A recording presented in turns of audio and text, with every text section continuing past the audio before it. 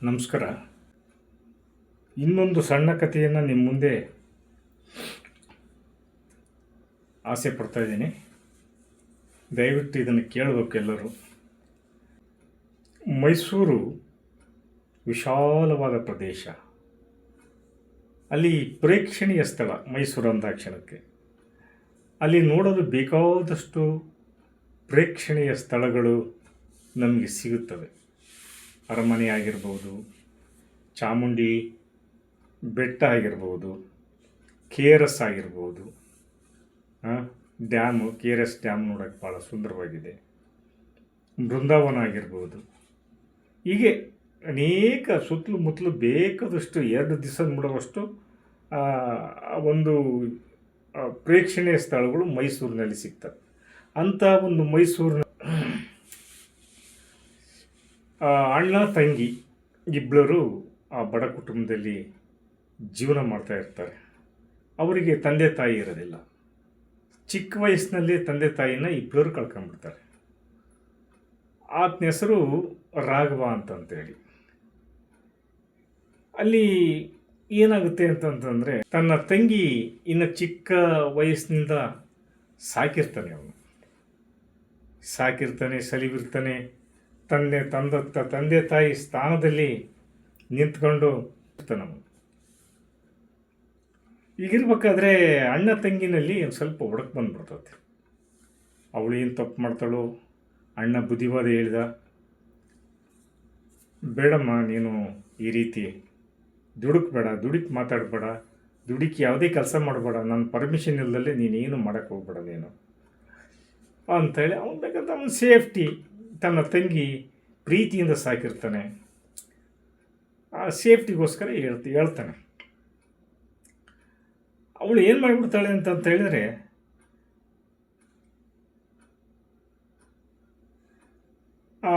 ಮನೆ ಬಿಟ್ಟು ಹೋಗ್ಬಿಡ್ತಾಳೆ.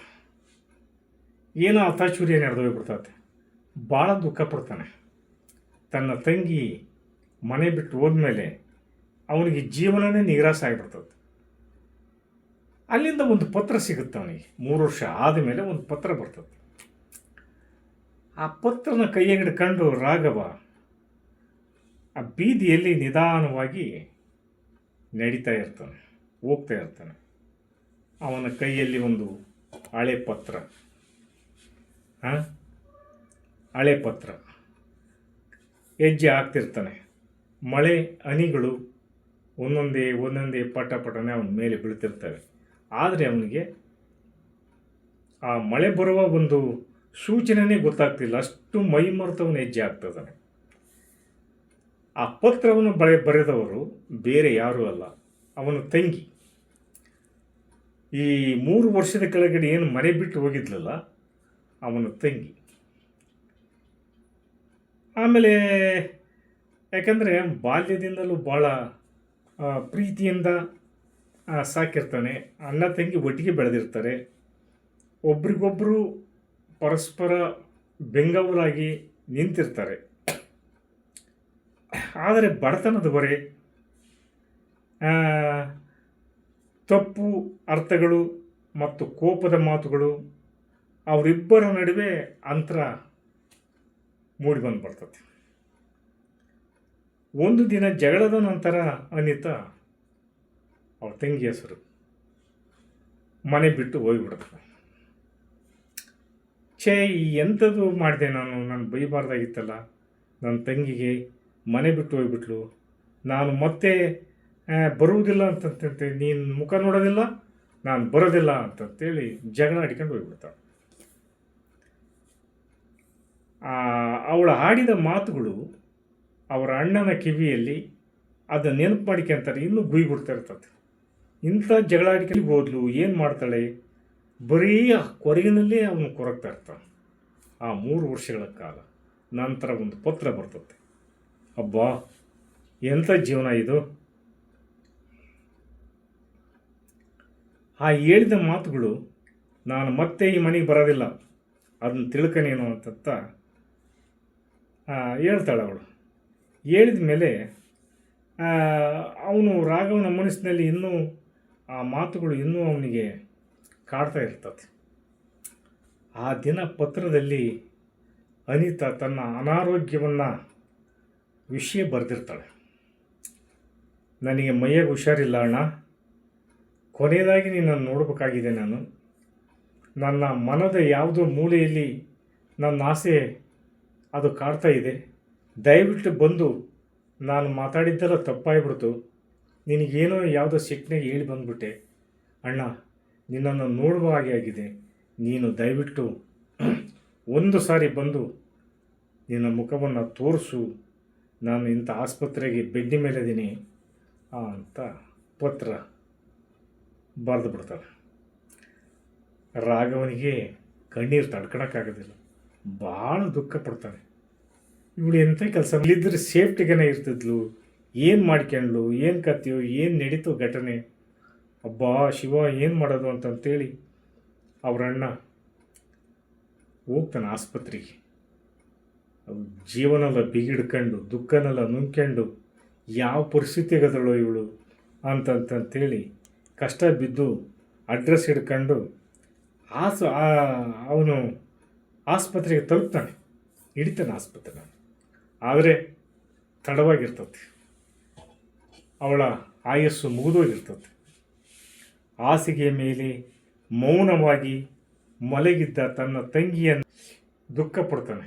ಆದರೆ ಆ ತಂಗಿಯ ಮುಖದಲ್ಲಿ ಕೊನೆಯ ಗಳಿಗೆಯಲ್ಲಿ ಒಂದು ಸಣ್ಣ ನಗು ಇರುತ್ತೆ ಮುಖ ನೋಡಿದಾಗ. ಏಕಂತಂತಂದರೆ ಆ ನಗು ಯಾಕೆ ಬಂದಿರ್ತದೆ ಅಂತ ಹೇಳಿದರೆ, ಅವಳ ಕೈಯಲ್ಲಿ ಅವರ ಅಣ್ಣನ ಫೋಟೋ ಹಿಡ್ಕೊಂತು ಪ್ರಾಣ ಬಿಟ್ಟಿರ್ತಾಳೆ.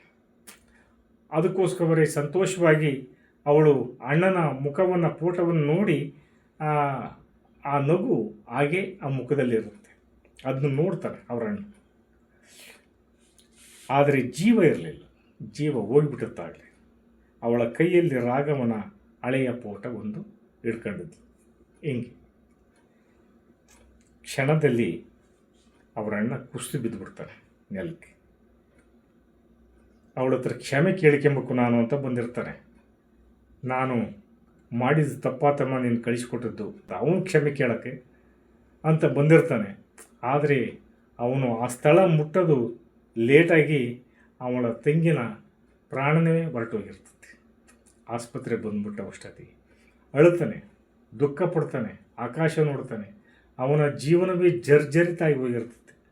ತನ್ನ ತಂಗಿ ಎರಡು ಮಾತಾಡೋಕ್ಕೆ ನನ್ನ ಕೈಲಿ ಆಗಲಿಲ್ವಲ್ಲ, ಸಿಕ್ಕದೇನೋ ಸಿಕ್ಕಿದ್ಲು, ಆದರೆ ನಿರ್ಜೀವವಾಗಿ ಅವಳ ಬಾಡಿ ಸಿಕ್ತ ಅಷ್ಟೇ. ಯಪ್ಪ ದೇವರೇ, ಈ ಕಷ್ಟ ಯಾರಿಗೆ ತಾನೇ ಕೊಡಬೇಡಪ್ಪ ನನಗೆ ಅಂಥೇಳಿ ದೇವರನ್ನ ಮೊರೆ ಹೋಗ್ತಾನೆ. ಅವಕಾಶವೇ ಸಿಗಲಿಲ್ಲ ನನಗೆ ಅವಳ ಹತ್ರ ಮಾತಾಡೋಕ್ಕೆ.